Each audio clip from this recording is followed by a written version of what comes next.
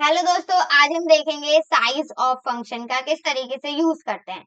Size of function जो होता है काफी कम यूज किया जाता है, लेकिन जब भी हम इसका यूज करते हैं किसी न किसी इम्पोर्टेंट काम से ही इसको यूज करते हैं। मतलब कोई भी आपके पास वेरिएबल है, अगर आपको उसका साइज पता करना है तो आप साइज ऑफ फंक्शन का यूज करते हो।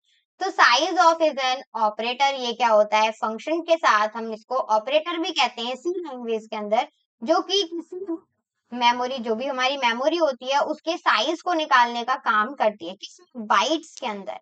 ऑफ एन डाटा टाइप, किस किस का साइज निकाल सकती है ये। एक डाटा टाइप का जो हमारा साइज होता है उसको निकाल सकती है, वेरिएबल्स का साइज निकाल सकती है, एरे का साइज निकाल सकती है, और किसी भी स्ट्रक्चर का भी यहाँ पे ये साइज निकाल सकते हैं। ठीक है, तो इसका सिंटेक्स क्या होता है, जो भी आपको प्रिंट करवाना है वो प्रिंट करवाइए, देन साइज ऑफ लिखकर जिसका भी आपको साइज निकालना है उसका आपको नेम यहाँ पर दे देना है कुछ इस तरीके से, जैसे कि मैंने यहाँ पे लिखा hashtag include stdio.h।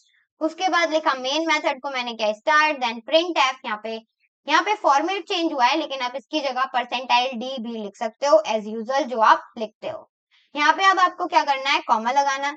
Print F में होता है ना डबल कोट्स के अंदर हम क्या लिखते हैं, फॉर्मेट लिखते हैं, उसके बाद कॉमा, जो भी आपको प्रिंट करवाना है वो आप एंड में उसको दे देते हो। तो यहाँ पे लास्ट अपने फंक्शन को यूज करना है, हमारा जो ऑपरेटर है उसको लास्ट में जाके यूज करना है। तो साइज ऑफ लिखेंगे, देन कोष्टक में लिखेंगे जिसका भी आपको साइज चाहिए वो। एक बार हम खुद से लिख लेते हैं, न्यू करेंगे, सेव करेंगे, इसको किसी भी नेम से आप सेव कर सकते हो, मैं कर रही हूँ साइज नाम से।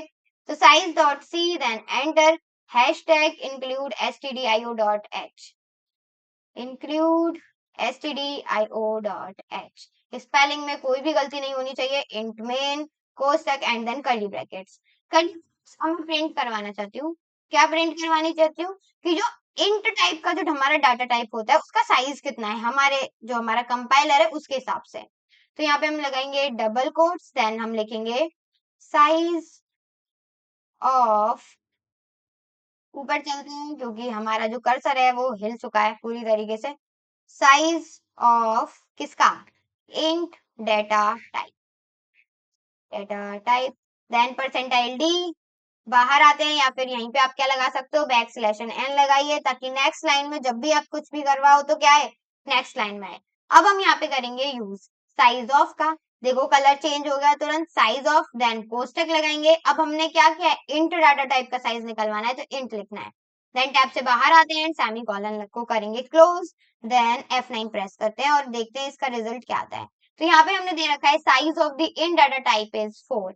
हमने मतलब क्या निकाला, हमने दिया तो नहीं था ना कि 4 इसका साइज है, 4 बाइट्स इसका साइज है। इसने क्या बता दिया, खुद ही बता दिया कि हमारे जो कंपाइलर है, जो भी हमारा लैपटॉप या फिर जो भी आप यूज कर रहे हो उसमें तो उसमें कितनी मेमोरी का बाइट है। ठीक है, मतलब कितनी मेमोरी स्टोर हो सकती है, मतलब 4 बाइट्स की हो सकती है, इसीलिए उसने क्या दिखाया, 4 दिखाया। अब मैं अगर प्रिंट करवाऊं क्या, प्रिंट एफ, क्या size of float data type का, फ्लोट करवाते हैं, इस बार फ्लोट लिखते हैं, बस float data type, percentile D. Percentile D इसीलिए लिखेंगे क्योंकि हमारी जो भी साइज होती हैं वो क्या नहीं होती, फ्लोट टाइप में नहीं होती। हमारी जितनी भी साइजेस वगैरह होती हैं वो क्या होती हैं, इन टाइप, मतलब इंटीजर टाइप में ही हमारी होती हैं। लिखेंगे साइज ऑफ, देन हमें किसकी साइज निकालनी है, फ्लोट की, तो फ्लोट हमने यहाँ पे एंटर करवा दिया। इसी 4 की, तो 4 की करवा लेते हैं, मतलब कैरेक्टर, तो size of 4 data type and then percentile d, \n, बाहर आते हैं और कॉमा लगाने के बाद साइज ऑफ, किसका साइज हमें निकालना है, 4 का। बस बाहर आते हैं एंड देन जो भी हमारा काम है वो यहाँ पर कंप्लीट हो चुका है।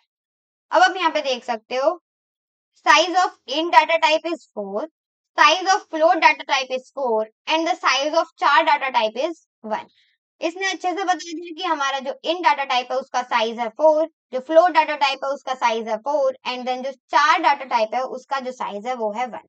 अगर मैं डबल लिखूं, जो भी हमारा डबल होता है, जो हमारा डाटा होता है, डाटा टाइप, एक डाटा टाइप है डबल नाम का, उसका जो साइज होता है वो मैक्सिमम 8 बाइट्स का होता है।